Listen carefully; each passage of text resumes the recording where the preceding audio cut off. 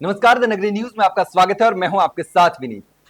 जगदीप धनखड़ का इस्तीफा और कई सारे सवाल, क्योंकि इस्तीफा स्वास्थ्य कारणों का हवाला देते हुए दिया गया है, लेकिन इसके बाद जो सवाल उठ रहे हैं वो ये नहीं है।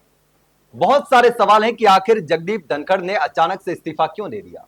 राजस्थान की सियासत में भी जबरदस्त तरीके से भूचाल आया हुआ है, दिल्ली की सियासत में तो आया हुआ है, देश की सियासत में आया हुआ है, क्योंकि अचानक से इस तरीके से जगदीप धनखड़ का इस्तीफा देना कई सवाल खड़े करता है।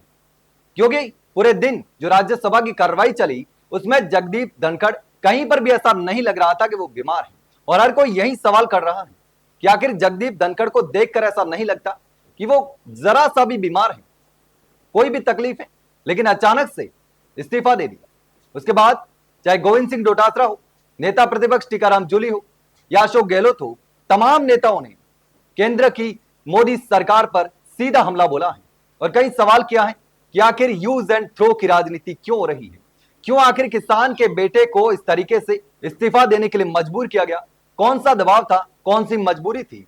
गोविंद सिंह डोटासरा ने तो यहां तक कहा कि विपक्ष को सम्मान देना एक किसान के बेटे को महंगा पड़ गया। जगदीप धनखड़ ने कहा था कि विपक्ष दुश्मन नहीं है, उसका सम्मान किया जाना चाहिए, लेकिन उसके बाद जगदीप धनखड़ का इस्तीफा सामने आता है और अचानक से हर कोई हैरान रह जाता है।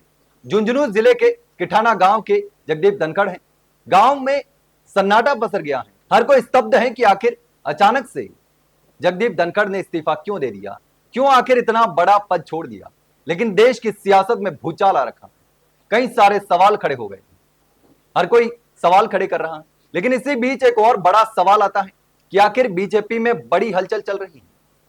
अचानक से उपराष्ट्रपति को हटाना, इस्तीफा देना और स्वास्थ्य कारणों का हवाला देना, यह तो पीछे छूट चुका है, लेकिन यह बातें चल रही हैं कि बीजेपी में कुछ भी ठीक नहीं चल रहा है और उपराष्ट्रपति से इस्तीफा लेना सरकार के लिए महंगा पड़ सकता है, मोदी सरकार के लिए भारी पड़ सकता है। ये तमाम विपक्ष जो है वो आरोप लगा रहा है, चाहे केंद्रीय नेतृत्व का विपक्ष हो या राजस्थान का विपक्ष हो, सभी लोग एक ही सवाल कर रहे हैं कि आखिर क्यों, किस दबाव में सरकार ने उपराष्ट्रपति से इस्तीफा लिया है।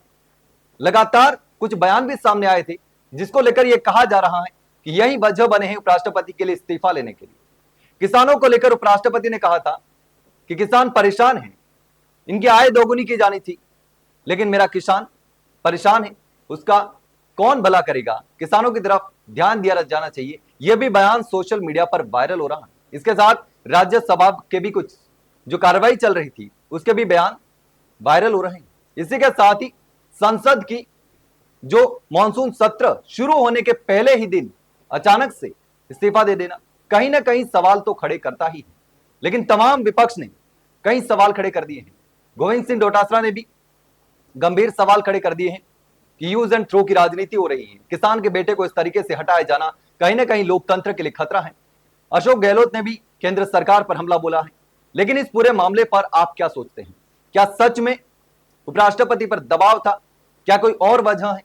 क्या इसके पीछे बीजेपी में बड़ी हलचल चल रही है? केंद्रीय नेतृत्व में कोई बड़ा बदलाव करने की तैयारी चल रही है? क्या यह सरकार के लिए खतरा है उपराष्ट्रपति को हटाया जाना? आपको क्या लगता है? कमेंट सेक्शन में कमेंट करके जरूर बताना। वहीं अगर जानकारी अच्छी लगी हो तो वीडियो को लाइक और शेयर जरूर करें और चैनल को सब्सक्राइब करना ना भूलें। फिलहाल के लिए इतना ही, जल्द मिलते हैं एक नई जानकारी के साथ, तब तक के लिए नमस्कार।